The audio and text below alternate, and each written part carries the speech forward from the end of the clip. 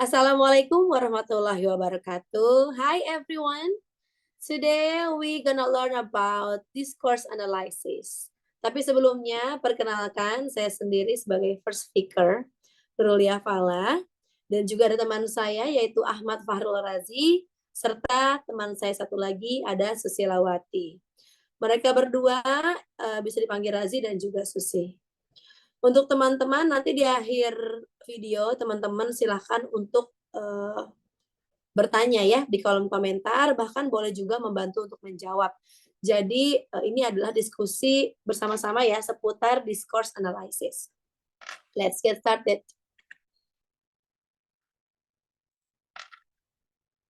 Okay, big question here adalah apa itu? What is discourse analysis? Mungkin banyak yang masih terbingung-bingung atau mungkin ada yang sudah mengerti, nanti boleh kita sharing sama-sama ya. Kalau kita ngomongin discourse analysis, inilah mapping dari kelompok kami. Agar lebih mengerti, mungkin yang pertama saya akan menjelaskan apa itu discourse analysis. Istilah analisis wacana atau discourse analysis pertama kali digunakan oleh ahli bahasa kalimat yaitu Zelig Harris dalam artikelnya tahun 1952. Judulnya yaitu analisis wacana, yaitu si discourse analysis tersendiri ya. Menurutnya, analisis wacana adalah suatu metode analisis ucapan atau tulisan yang terhubung untuk melanjutkan linguistik deskriptif melalui batas kalimat sederhana pada suatu waktu. Ada lagi meaning dari Brown and Yulee tahun 1983. Wacana secara sederhana dapat dilihat sebagai bahasa yang digunakan. Oleh karena itu, analisis wacana adalah analisis bahasa yang digunakan. Yang mereka maksud adalah bahasa yang digunakan adalah seperangkat norma, preferensi, dan harapan yang menghubungkan bahasa dengan konteks. Ya, analisis wacana juga dapat dilihat sebagai pengorganisasian bahasa di atas tingkat kalimat. Istilah teks terkadang digunakan sebagai pengganti wacana. Agar lebih mengerti, saya ada mapping, mungkin teman-teman bisa lihat sama-sama ya.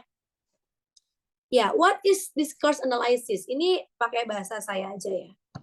Jadi kalau kita ngomongin apa sih discourse analysis, sebelum kita lihat panah ini, kita lihat gambar yang pertama di sini kita ibaratkan sebagai speaker, ya. Speaker, dan yang kedua di sini ada text, dan yang ketiga ada hearer.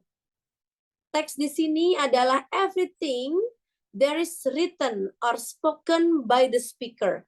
Jadi pada saat seseorang ini berbicara, ini tuh bisa nih ditulis dalam bentuk teks, apapun bentuknya tulisan atau yang diomongin sama si speaker yang pertama. Gitu.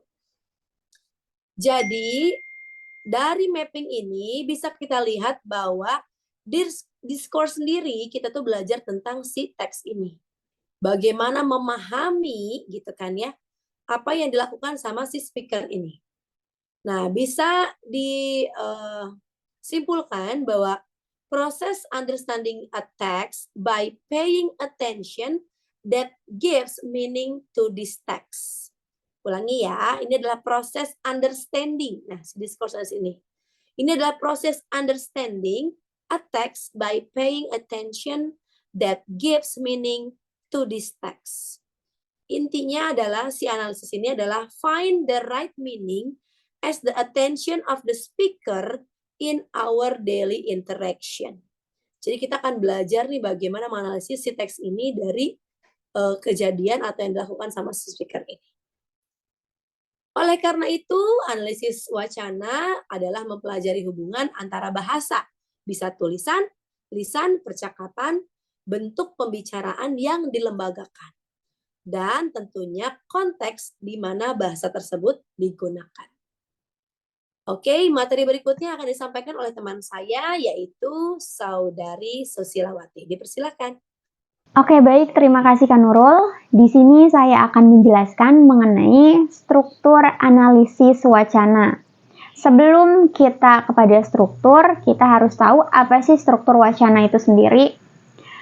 Struktur wacana adalah pengorganisasian suatu teks atau percakapan, bagaimana orang mengatur apa yang mereka katakan pertama kali dan apa yang akan mereka katakan selanjutnya atau seterusnya dalam percakapan maupun tulisan.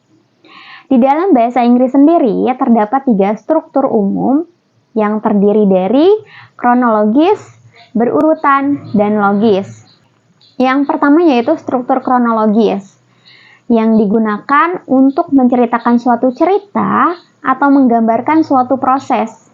Peristiwa-peristiwa tersebut disusun sesuai urutan terjadinya. Dan ini adalah struktur narasi yang paling umum.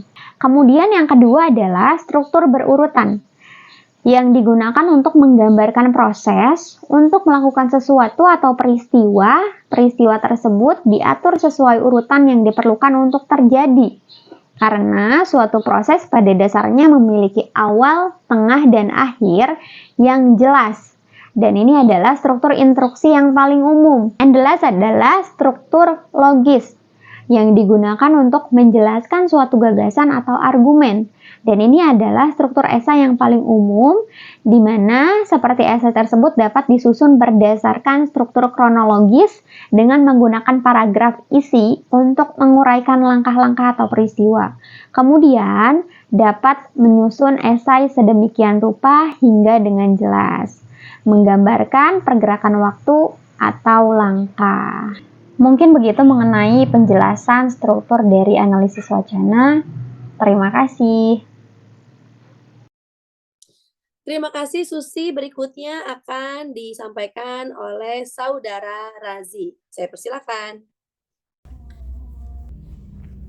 Oke, thank you Kak Nurulia. So teman-teman, speaking and writing on discourse analysis. Discourse analysis is a field within linguistics that examine how language is used in various contexts. Jadi analisis wacana ini adalah bidang dalam linguistik yang mengkaji bagaimana bahasa digunakan dalam berbagai konteks, termasuk komunikasi lisan dan tulisan. Dalam hal berbicara dan menulis, analisis wacana menyelidiki seluk-beluk bagaimana individu menggunakan bahasa untuk menyampaikan makna, membangun identitas, terus juga menegosiasikan dinamika kekuasaan dan membangun hubungan sosial gitu. Jadi berikut penjelasan mengenai analisis wacana yang berfokus pada berbicara dan menulis.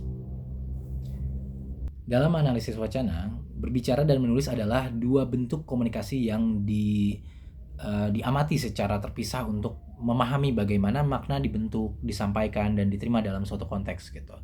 Nah, di sini ada contextual factors. Discourse analysis pay close attention to situational and contextual factors surrounding spoken and interactions. This includes the physical setting, the participant roles and relationships, and cultural norms. Jadi faktor kontekstual ini adalah analisis wacana sangat memperhatikannya faktor situasional dan kontekstual seputar interaksi lisan. Hal ini mencakup lingkungan fisik, peran dan hubungan peserta serta norma budaya gitu. And then turn taking. In spoken discourse, participants take turns to speak. Discourse analyze, examine how turn taking is managed, including interruptions, overlaps, and pauses to understand power dynamics and conversational strategies. Jadi pengambilan giliran ini dalam wacana lisan, peserta bergiliran berbicara. Analisis wacana mengkaji bagaimana pergantian giliran dikelola termasuk interupsi, tumpang tindih, dan jeda juga, untuk memahami bagaimana dinamika kekuasaan dan strategi percakapan seperti itu. Dan yang ketiga, isyarat nonverbal. Konteks nonverbal ini selain kata-kata, wacana lisan juga melibatkan isyarat nonverbal seperti teks ekspresi wajah, gerak tubuh, nada suara, dan bahasa tubuh. Isyarat ini memainkan peran penting dalam menyampaikan makna dan memahami maksud seperti itu. Dan yang keempat adalah koherensi dan kohesi. Menganalisa wacana lisan melibatkan pemeriksa bagaimana penutur menciptakan koherensi dan kohesi dalam ucapan mereka. Hal ini mencakup penggunaan perangkat kohesi seperti kata ganti, konjungsi, dan pengulangan leksikal untuk menghubungkan dan menjaga alur percakapan gitu. Oke, lanjut ke writing. Di writingnya ada 4 poin, yaitu genre analysis, text structure, yang ketiga audience awareness, dan yang keempat intertextuality. Yang pertama, genre analysis. Writing discourse varies across different genres such as essays, emails, reports, and social media posts. Jadi analisis genre ini wacana tertulis bervariasi di berbagai genre seperti esai, email, laporan, dan postingan media sosial gitu. Itu termasuk ke dalam analisis genre gitu. Yang kedua ada structure text. Structure text ini penulisan seringkali mengikuti struktur tekstual tertentu seperti pendahuluan, isi, dan kesimpulan. Yang ketiga ada audience awareness. Effective writing requires an understanding of the intended audience. Jadi kesadaran audiens ini, penulisan yang efektif memerlukan pemahaman tentang audiens yang dituju. Jadi kita harus tahu dulu audiens yang dituju nih yang mana dan apa gitu. Dan yang keempat adalah intertekstualitas. Itu wacana tertulis seringkali dipengaruhi oleh teks dan wacana lain. Seperti itu. Jadi itu 4 poin dari menulis, dan ada 4 poin juga dari speaking. Ya itu.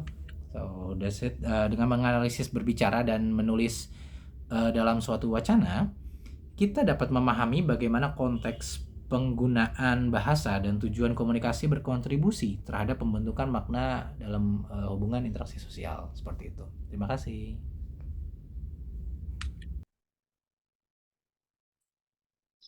Ya, demikian presentasi kami. Semoga dapat membantu memahami what is discourse analysis. Untuk itu, karena sudah di akhir percakapan kita atau diskusi kita, mari kita lanjutkan kepada kolom komen.